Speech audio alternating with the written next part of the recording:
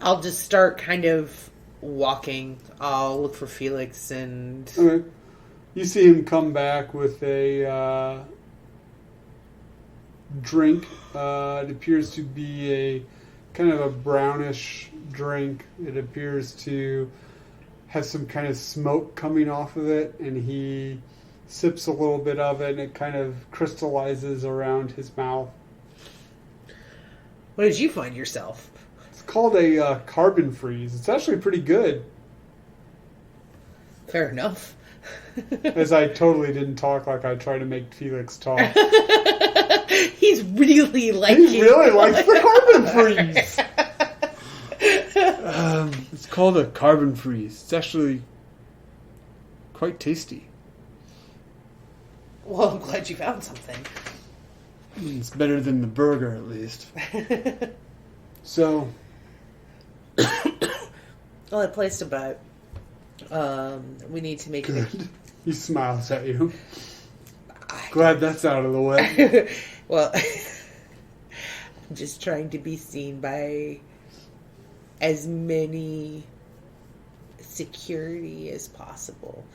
And honestly, all of the security is at the betting pool. Okay. And if one of those droids didn't register me on their logs, I have no idea what more I can do. Understood. He takes another sip of his carbon freeze. Especially given that I think that the first writer that I saw was who I placed a bet on, and the guy almost laughed at me. So I'm pretty sure it was a pretty bad bet. It might stand out. You see a number of Swoop Gang members kind of moving about the crowd. The crowd kind of parts for them as they move through. They definitely make it known that they are moving through and that they shouldn't be messed with. You do notice that they are armed. You notice that most of the people aren't. Like I said, a lot of the people, especially in this area, are just normal people living their lives, but the people that are armed do stand out. You do see some individuals with blasters, like Felix is touting, like you're touting, moving about. Yeah. So we're going to watch the races from, and I'll point to, like, the top of the middle rate platform. Okay. Like, I don't want to go to the VIP platform, but Okay. I want really good, kind of visible seats. Okay. We're watching from up there. But get your fill, and we'll go find our seats, because that's probably where whoever sees me is going to find me. All right, then. And you guys kind of walk around a little bit, kind of taking the sights. There's some preliminary race events that are happening.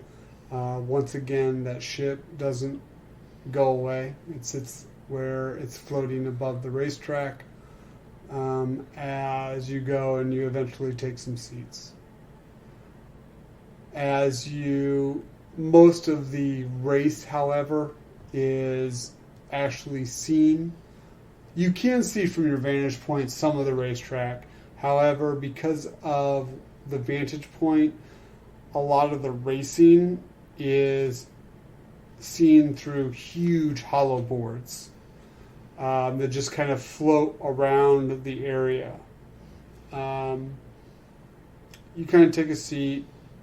You have another little bit of food you're munching on.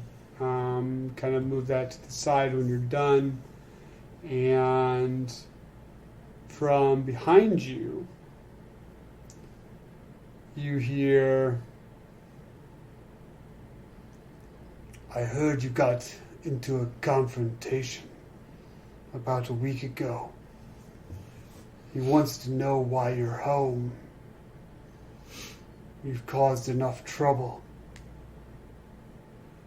He knows where I'm And home. Felix kind of side glance looks at you, but doesn't turn around. He just kind of slowly starts to move his hand, and from behind you, you hear, now, we're just having a polite conversation, unless you don't want it to be. No, we're fine. He knows why I'm home. And he knew full well that I wasn't going to stay away. You can either continue the way you're going and not get off this planet alive, or you can leave. We don't need any Republic entanglements. I'm not here as a representative of the Republic. Well, then it'll be easier for you to disappear then. Felix kind of smiles. I am, though.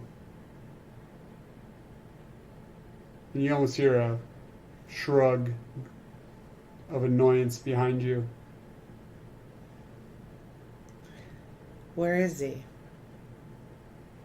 He'll be arriving soon. I don't think you'll be able to get an audience with him, though, unless you can fly. I'll just look up at the gunship.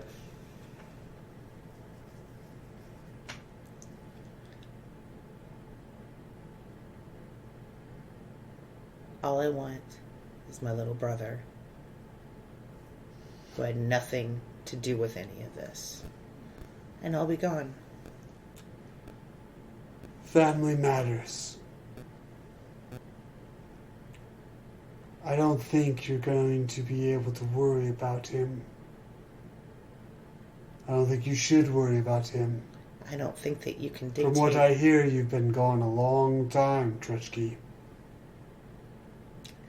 I have been. Or is it... He pauses for quite a moment. Thigrate. Did you have to look it up? He actually kind of smiles at that, chuckles ever so slightly. Do you have notes? Like, just heed the warning. And you hear him start to move unless you say something else. This is a good time for you to try to get some information if you think you can. I'm a Jedi. Well, yeah, you're a Jedi as well, yes. I am... Let's see here. Ellen is currently looking through her list of force powers. Well, the first thing I'm going to do is I'm going to... Okay, yes. I mean, I'm not being subtle, but I'm being more subtle than that. Right, okay. I'm going to use receptive telepathy. Okay. Which I believe gives me surface thoughts. All right, receptive telepathy. Let's look up receptive telepathy here. Is that in the main book? Yes, page 146. 146. That's what you're writing down. All right, fans. 146, receptive telepathy. Very easy for friendly, non-resistant targets, which he is not. A resisting target makes a perception or control roll to determine the difficulty, modified by proximity and relationship. So, I could get lucky. all right, let's see here. All right, so he makes a perception, he doesn't have control, so he's going to make a perception check. Ooh, you might actually have a pretty easy time with this. All right, so that's that. And then modified by proximity and relationship. Well, let's see. Your proximity is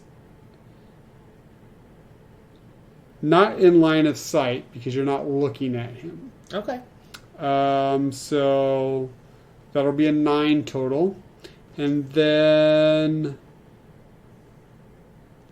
I would say I'll give you, just to be nice, Matt once because he's sitting right next to you. Okay? Mm-hmm. And you're talking to him. So that means that your difficulty is 921. Well, I spent 2 character points. Okay. Do you want to spend a force point on this? Now, granted, you won't get it back at the end. This isn't super heroic. I think I'm going to leave it alone at the 2 character points. Okay, so... I'm going to take my chances. All right, so Ellen Morrigan reaches out with the force. And I'm probably going to feel icky even if I do this. He's not a nice guy.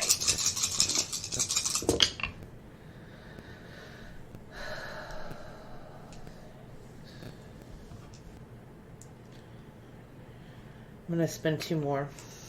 Okay. Okay, so... Damn. Oh, wait. Tell us what you're doing. Sorry, I'm adding up my dice. And I got... I'm going to spend 1 more character point. So that's a total of all 5 that I can do on this, right? Nope, you can only do up to 2. Okay. Well, if I can only do up to 2, I couldn't have rolled those last 2. Oh, okay. Well, then take those last 2 off. Then I failed. Okay. All right. Sorry. I'm sorry. You can only roll up to 2 when you're doing anything but defending yourself. If you're defending yourself or healing or trying to heal, then you can use up to 5. Okay. All right. So, then I failed. Okay. It was 19. Okay. So, so close. I know. That's why I was like...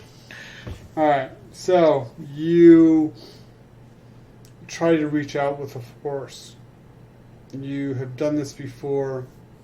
Greg trained you well on this. However, you just don't know. There's so many minds here, so many emotions, so many different sentience around you that it's hard for you to use the force to focus on one. Then I'll turn and look at him then. Okay. And I'll just... You see as you turn around a Duros, which is basically a grayish-skinned alien, very tall and lanky, dressed in kind of a spacer's outfit. They have almost no nose, only kind of slits, very small mouths, and large, almost like Rhodian eyes, just the black, large, circular eyes. Mm-hmm. You see that he is bald, but he does have some kind of tattoos that go from like the tops of his eyes back. You see that he's once again he's dressed in kind of like a spacer's outfit. You see that he does have a blaster in his hand on his lap, and as you look back at him, Gabe is a child, and he was in the care of somebody very, very strong. Now he is not in his care anymore because the strong protector is now, we'll say, neutered. He kind of smiles at that when you say that. I would like to take custody of my child brother and take him away from here. That is my goal. That might be how it works on a New Republic planet. It used but to that's be how not it how worked it here. works here. It used to be how it worked here. Even Grutta had mercy for children. It is not Grutta's care to figure out what happens to your little brother. That's why I'm not asking Grutta. I don't care for your little brother either. But you know where he's at. I don't. They might. He looks up at the gunship. But I don't. I had a feeling that's where I'd find my answers. He smiles at you, stretching his couple inch mouth just a little bit more. And I find it humorous that the mighty Grutta sees fit to draw his attention to little old me. I am one. Well, I'm two. You are, what is it called? A Jedi? A friend of a relative of someone who was quite powerful at one time. A friend of Grutta's until they wish to make allies with Grutta's enemies. Of course, you would at least be talked to, Morrigan. But you're not talking to me, you're threatening me. Well, I'm not very good at talking. The issue here... I have said what I was told to say. And he starts to get up. Unless you want to try to persuade him to stay, intimidate him, or what. I'm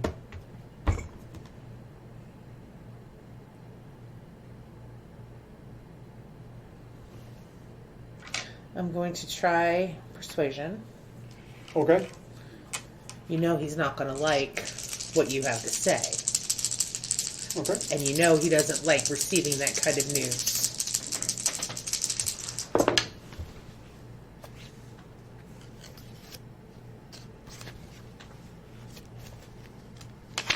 And he is the type to kill the messenger. What'd you roll? I rolled a 14. Uh-huh.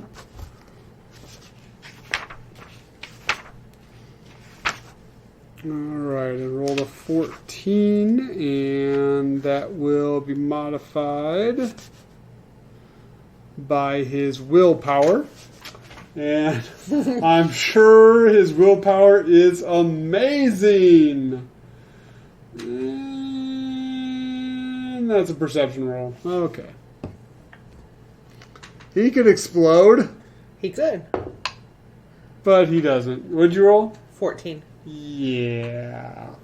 Okay.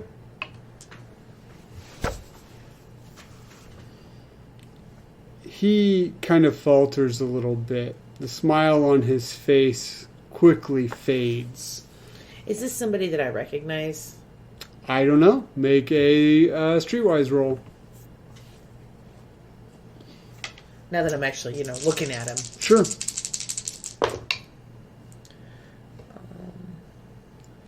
I rolled a 17. 17. You recognize him. He's Zeal Dulis. Z-E-A-L is his first name, Zeal. And Dulis, D-U-L-I-S. Zeal Dulis. He was a smuggler, not very good at it, turned petty enforcer for Grutta. The last you heard of him. That was 5 years ago.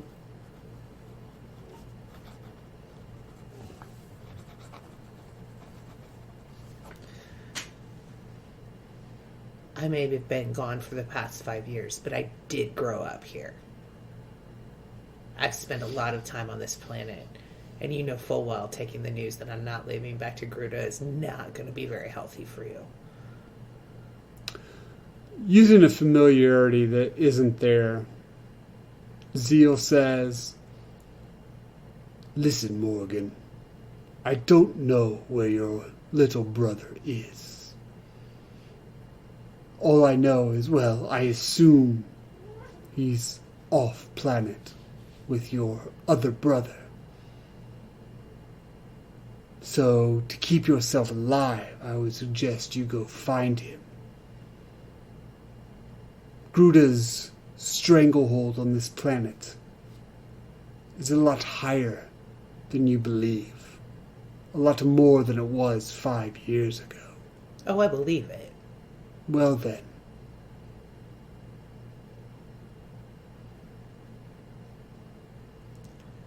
Alright. Tell Grutta I'm not here to cause him trouble.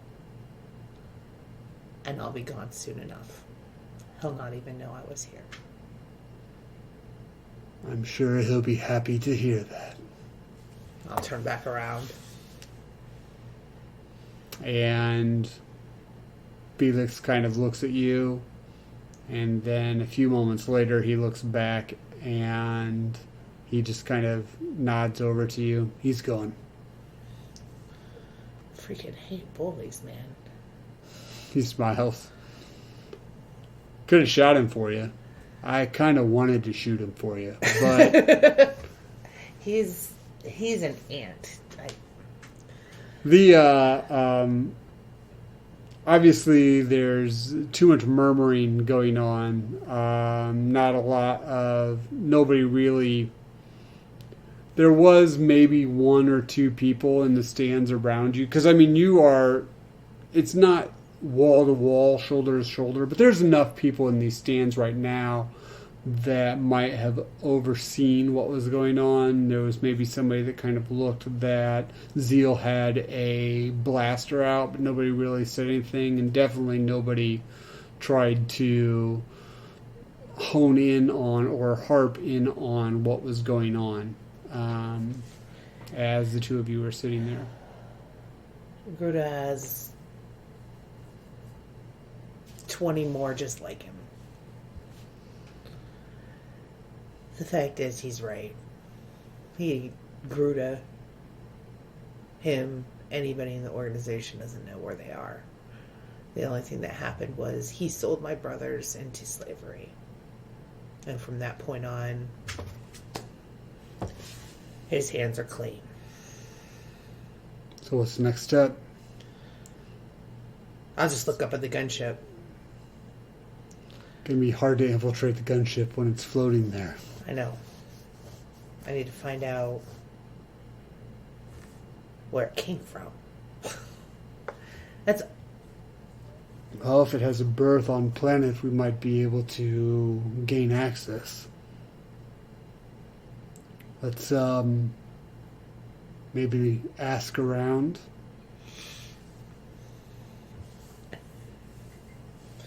Okay.